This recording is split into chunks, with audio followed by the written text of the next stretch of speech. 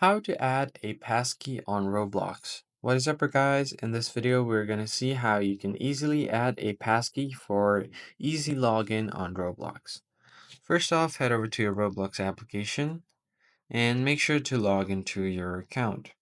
I'm already logged in, so what I'm going to do here is tap on the More option at the bottom, and then you're going to have to go to Settings. Just tap on the Settings icon, and then go to Account Info. Once you head over to your account info page, you'll see details of all of your account, like your email. You'll have an option to change your password, your username, and other stuff. So under login methods, you can add a passkey.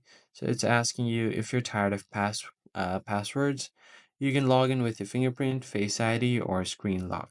So basically, just tap on Add a Passkey, and passkeys are the most secure and easy way to log into your Roblox account, so just tap on continue. Now for a two-step verification, you're gonna have to check your email. So all you have to do here is just go ahead and enter the code. So let's just enter the code that we've gotten here. So here I've got the code, it's 909429. So let's just enter that. 909429. Verify it.